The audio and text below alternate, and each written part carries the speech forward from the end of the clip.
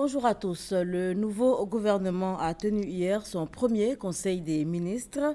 Les membres de l'équipe de Daniel Kablan-Duncan ont reçu leur feuille de route. Il faudra se mettre très rapidement au travail car la tâche s'annonce rude. Sécurité, réconciliation nationale, développement économique, autant de chantiers à achever. Le président Alassane Ouattara, qui les a mis donc en mission, a insisté sur l'efficacité et la célérité pour répondre aux attentes des populations. Voilà, ils sont donc officiellement en mission depuis hier. Les objectifs leur ont été clairement définis par le chef de l'État lors donc du Conseil des ministres, le premier qui s'est tenu hier au palais présidentiel. Je vous propose d'écouter le président Alassane Ouattara.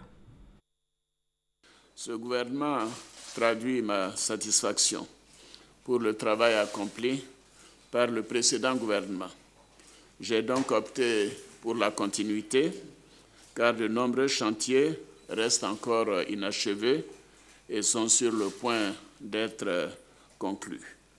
Par ailleurs, et comme je l'ai plusieurs fois indiqué, j'attache du prix à la question du genre. Cela s'est donc traduit par l'entrée au gouvernement de 4 nouvelles ministres, soit près de la moitié des entrants. J'accorde également de l'importance au rôle de la jeunesse dans la conduite des affaires de l'État, ce qui explique l'entrée au gouvernement, comme je l'avais promis, de plusieurs personnes dont je salue l'expérience et la formation.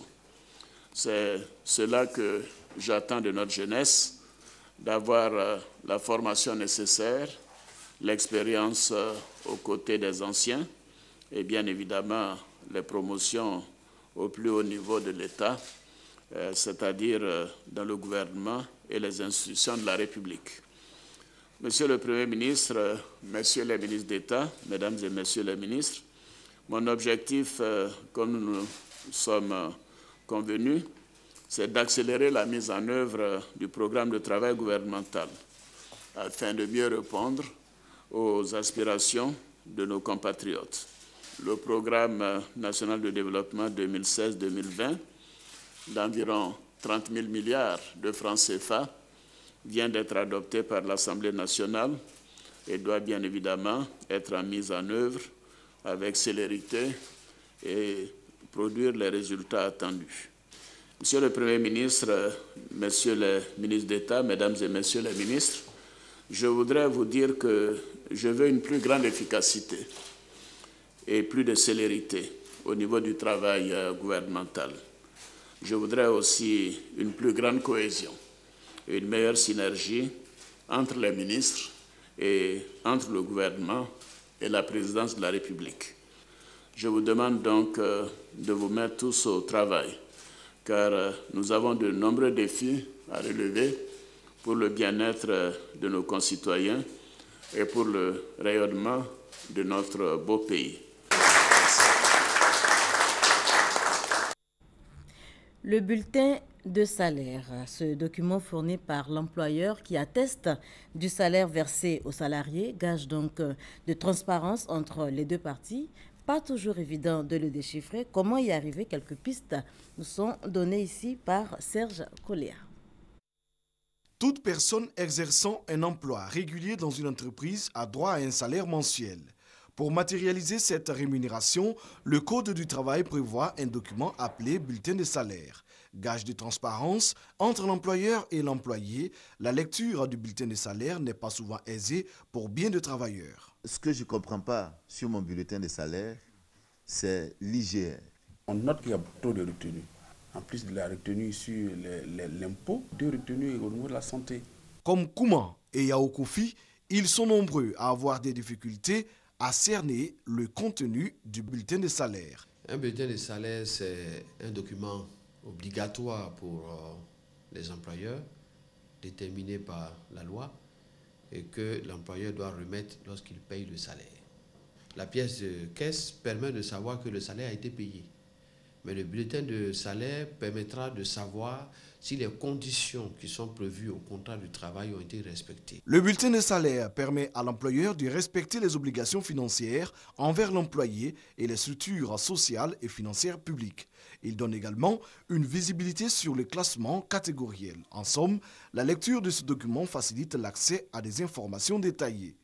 Sur le bulletin de paye, nous avons les différents accessoires du salaire, qui sont entre autres le sursalaire, la prime d'ancienneté et les autres différentes primes. Et par la suite, nous avons ce qu'on appelle le salaire brut imposable, qui est un salaire qui est composé du salaire de base et des différents accessoires du salaire. C'est le salaire sur lequel on va opérer les différentes retenues d'impôts, des impôts tels que l'IGR, qui est l'impôt général sur le revenu.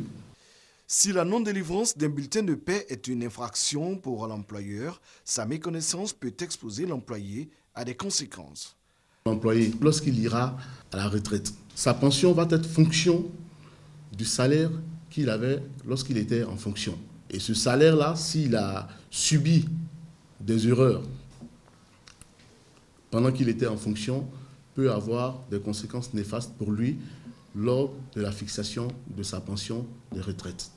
La compréhension du bulletin de salaire est bénéfique pour l'employé. Ce document permet d'avoir une traçabilité de l'évolution de la contrepartie financière du travail et de mieux préparer sa retraite, entre autres. Communiquer par SMS, une pratique courante de nos jours. Et pour gagner du temps, eh bien, on a souvent recours aux abréviations. Rapides peut-être, mais pas toujours bénéfiques, vu l'impact négatif que cela pourrait avoir sur notre niveau de langue. C'est un sujet de Estelle Brou et de Grace Kando. Envoyer des messages via le téléphone portable est devenu le quotidien des Ivoiriens. Certains s'adonnent à cette pratique pour transmettre des messages.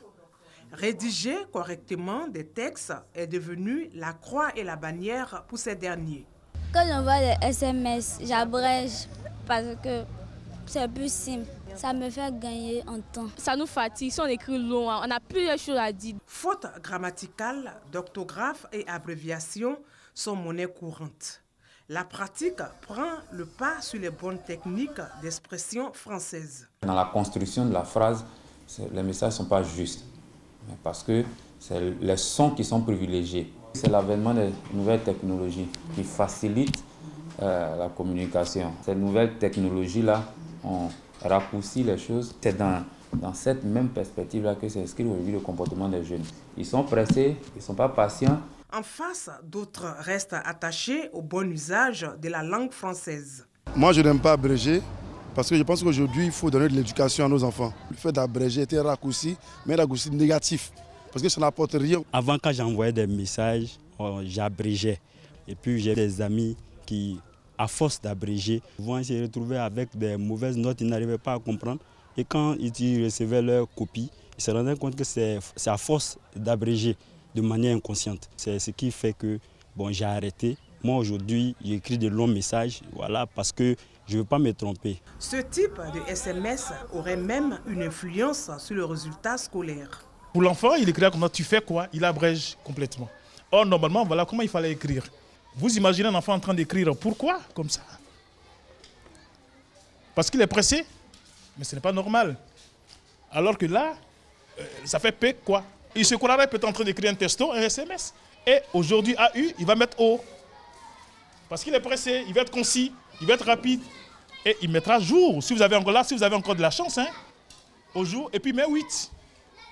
Alors nos enfants résument tout, ils abrègent tout.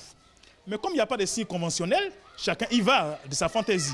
Et ce qui fait qu'on a du mal, nous les adultes, à comprendre quelquefois les jeunes gens quand ils écrivent en texto. Donc, cela influe négativement sur leur rendement à l'école. Comme on le voit, manque de temps, facilité, rapidité, raccourci ne pourrait justifier le mauvais usage de la langue française à travers les SMS. Pénurie d'attiqués sur le marché d'Abidjan, fabriqué à base de sémoule de manioc. Ce mets traditionnel ivoirien se fait rare. Quelle en est la raison? Herman Niamien s'est penché sur la question. Kevin Gouedan, étudiant en licence 3 de physique-chimie, affectionne la tiéké au poisson-thon, appelé communément garba. Depuis un moment, Kevin dit avoir constaté une baisse de la quantité d'atiéké servie par les vendeurs. Bon, la quantité de l'atiéké aussi est devenue un peu faible. Avant, avec 200, 250 francs, tu pouvais te faire de l'atiéké avec un poisson. Mais maintenant, c'est devenu un peu trop cher. Pour manger, maintenant, il te faut 500 000 francs. Comme Kevin, nombreux sont les Abidjanais qui ont fait cette remarque. La tiéké est devenue une denrée rare sur le marché. Les revendeurs eux-mêmes l'attestent. Ils ont du mal à s'en procurer. Vraiment, dans des jours-là, on a problème de tiéké en tout cas. Parce que les paniers avant, c'était 6 000, maintenant, c'est 17 000, 15 000. Ce qui est un peu moins cher, 12 000. Sinon, il y en a même qui ne vont pas à cause de tiéké là. C'est parce qu'il n'y a pas de manioc que les sachets sont plus petits. Sinon, d'habitude, c'est un peu plus gros que ça. Les fabricantes d'atiéké donnent les raisons de cette pénurie. On ne peut rien faire, le manioc est devenu cher. On ne s'en sort même pas. Même que les gens achètent l'atiéké, ils se plaignent. Et depuis, les bouts sont devenus petits. Mais ce n'est pas de notre faute. Avant, la bâchette de manioc était à 85 000. De 85 000, nous passons à 100, 100, 200. Présentement, nous sommes à 220 000. Tout est devenu très cher pour nous. C'est parce qu'ils ont pris tous les brousses là pour planter et veiller. C'est pour cela qu'on ne trouve pas manioc. L'atiéké est un mets traditionnel ivoirien fait à base de semoule de manioc. Pour les planteurs de manioc, cette pénurie est due à la sécheresse qui rend difficile la récolte du manioc, ce qui serait l'une des causes de la hausse du prix d'achat. L'autoroute Abidjan-Bassam, à peine ouverte, déjà envahie par des commerçants, le constat de nos reporters. Abidjan-Grand-Bassam, sur la voie express, un marché grouillant de monde. Nous sommes au quartier Jean Folie dans la commune de Port-Boué. Les commerçants se sont installés sur le trottoir. Ce marché situé sur l'autoroute Grand-Bassam est à l'origine de nombreux accidents. Un jour même, il y avait un bâcher de manioc même qui a déraillé. Il a déraillé ici, il a pris les femmes là. Il a pris les femmes là même bien ici. Moi, ça me fait mal. Les vendeurs refusent toujours de quitter le site. Pas question pour eux de s'installer dans le nouveau marché construit par la municipalité de Port-Boué. On est obligé parce que nos maris là, ils ne travaillent pas. Le mari là même, il a raison, il dit de quitter au bord de la route. On va quitter, on va aller où? Sinon, on se débrouille un peu. Bon, si la voiture vient sur nos bagages, on rentre. Après là, on vient encore. Éloignement du nouveau site. Espace restreint, autant de raisons avancées par les commerçants. Mais tous ces arguments sont rejetés par la mairie.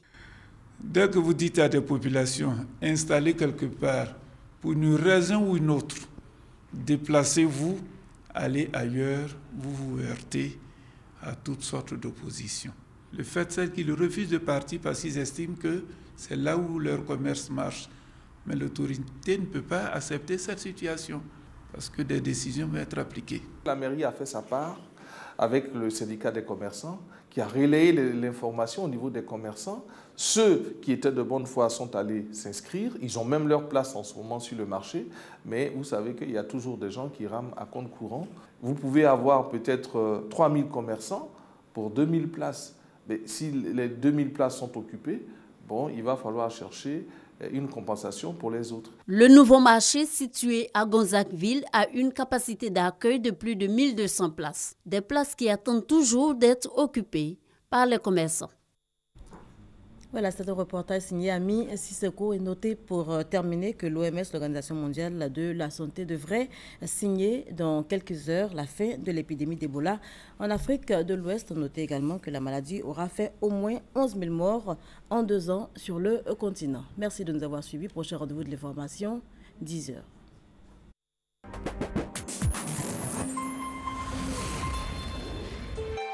RTI 1, la chaîne qui rassemble.